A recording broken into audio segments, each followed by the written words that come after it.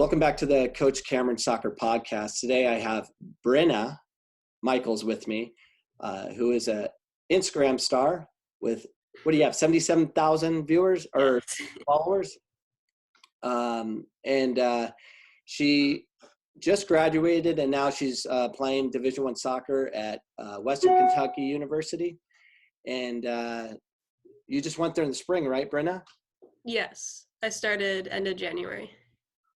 So you graduated early and you tried to do spring ball, and it kind of came to an end, which is sad to say the least. So I've been following you for, I think, a couple years, 1 or 2 years. And I coach Millennium Girls High School too, in addition of coaching men's soccer at Phoenix College. I have all my girls watching your skill of the day, and I make it a rule, like especially now, like they have to learn a new skill of the day, so that I have them following you and trying to learn. Love to hear that. One of the followers is Marin Rice, and she's going to the Air Force Academy.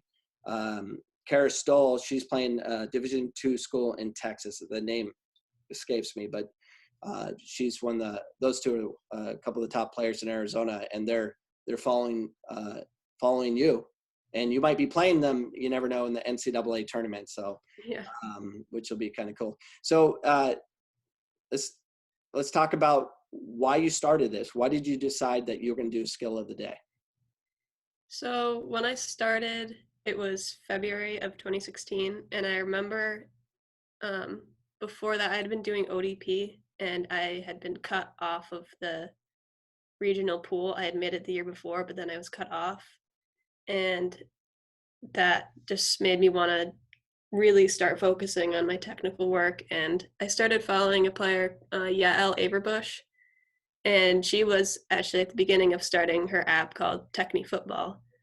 And she really emphasized the fact that you need to train every single day, just even if it's just a little bit, just always just mastering your craft. And that really stuck with me. So that's one of the reasons why I have been able to do it every single day up to now.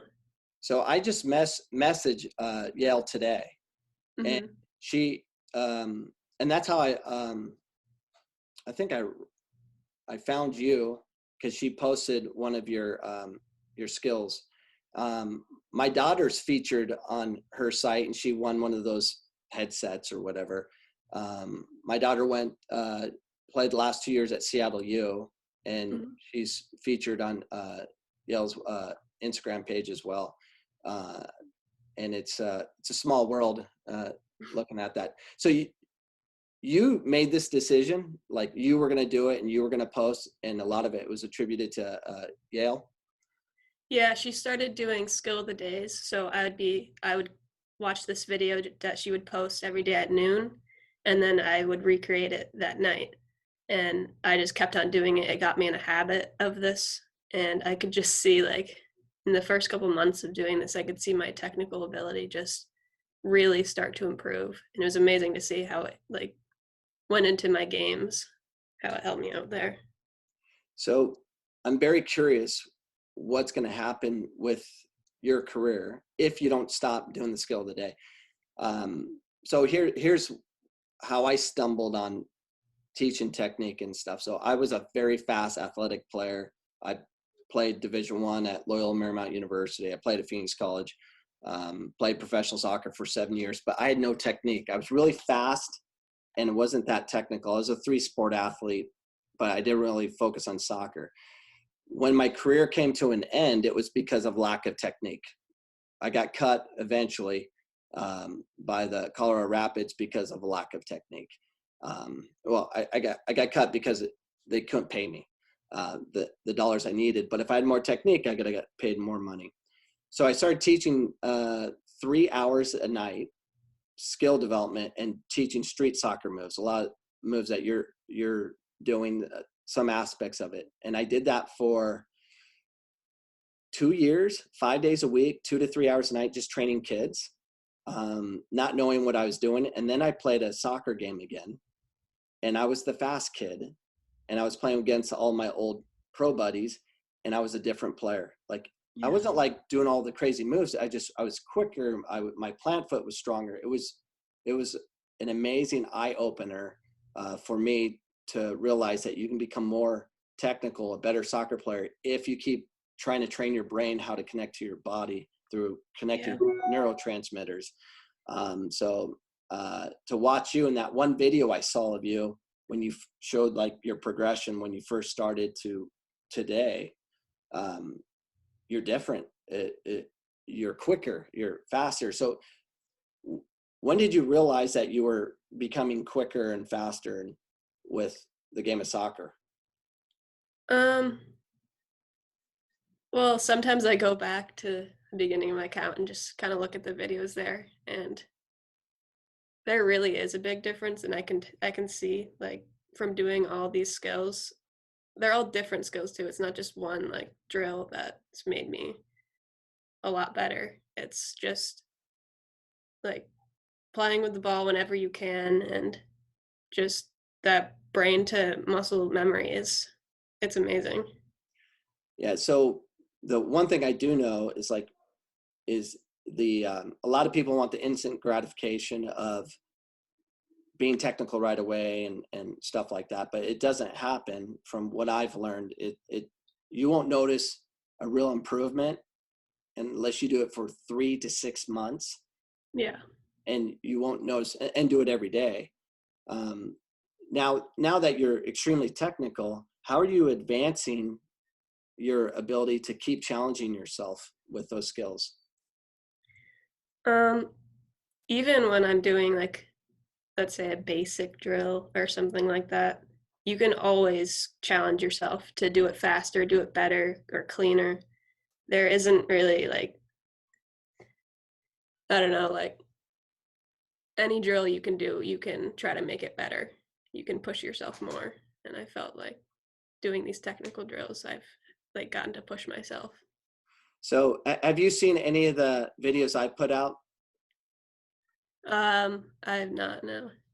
So I do basically street soccer moves, um, but I would have I have names for them based on what kids created, because when I was a director of coaching for the Arizona Hammers, and so I would have the kids create a move on their own, and then we'd name it after them. And so they're kind of named after kids, but they went home to try to learn them. Um, so have you ever made up a move on accident because you messed up trying to do something? Um, like a 1v1 move, you mean? Or Just manipulating the ball kind of in your videos as you're trying to do things. oh yeah, a lot of the drills I do now are just mixtures of ones I've seen or I've done in the past. And I found that I can just make up drills now because of all the ones I've done in the past. I'm kind of like, yeah, I can make it up at the spot what I want to train. So where I'm at today, and I'm 44, but I could literally think of a move in my mind and then do it the first time. Or do you ever have anything like that where you're like, you just think of something and then you go and you can basically do it pretty quickly? Yeah, usually when I'm about to do my skill of the day, I'll think about what I want to do, and then it happens a lot quicker than like maybe a year ago. I felt like my technique is rising when I do this stuff.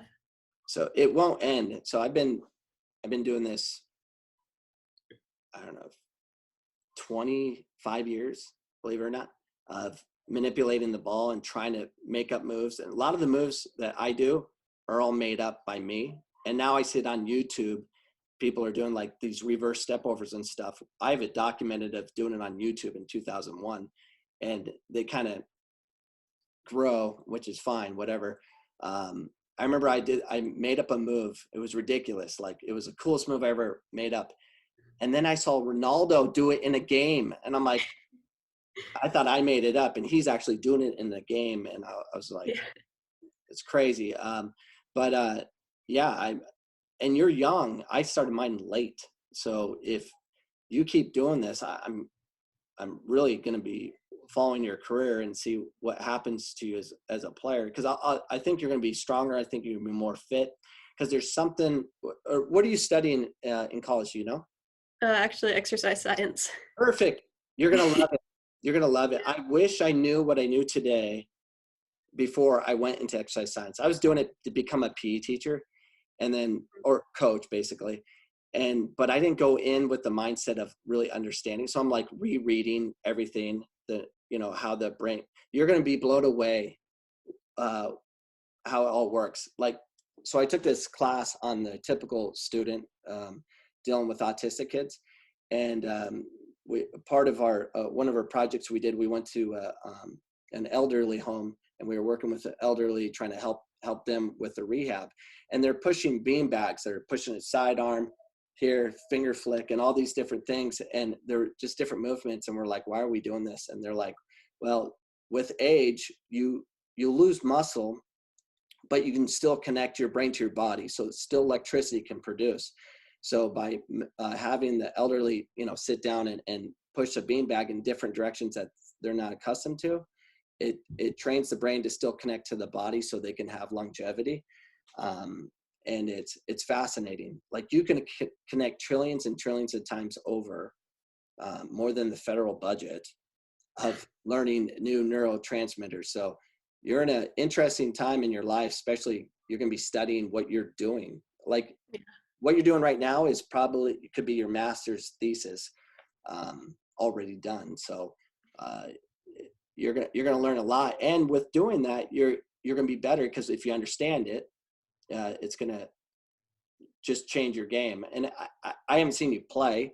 I've seen clips of what you post on Instagram, but the one thing on the girls' side or the women's side, it's not everyone has your technique. So how do you deal with that?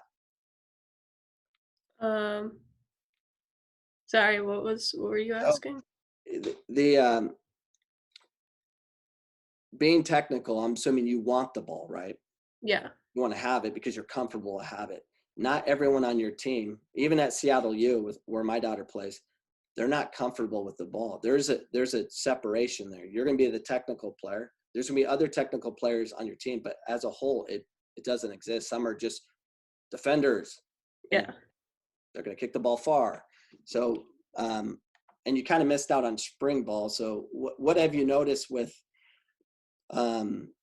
just in the girls' game and the women's game generally? Do you find it tough to fit in a lot of games because the game is just kind of a run and chase kind of game, or so? Yeah, I do notice that sometimes when there's not enough technique there, it does get a little messy. But I have noticed with the technical work, I remember one of the biggest things I had a problem with was getting my head up and looking around and finding that pass. And with all this technical work, I'm so comfortable with the ball. I can receive the pass, get my head up, get around a defender if I need to, and find that next pass with my head up, not worrying about where the ball is. I think that's the biggest key in everyone's player development. If you're not scared to have the ball, the rest of the soccer is easy. And that was a problem with my game when I was playing. I was scared to have the ball. I would always run, hit it through, kind of thing. And now talking to a lot of past players I've played with, that were technical, because I played with a lot of international guys. They're like, they hated it. They didn't like playing with the Americans, me being one of them, because we didn't play. We didn't combine. We worked hard. So you're going to run into a little bit of that trouble. Like for my daughter, extremely technical, playing with a bunch of athletes. Not all of them are technical, and they know it. So what my daughter would do is she would train and play with the guys, in small-sided foot tennis and all that stuff.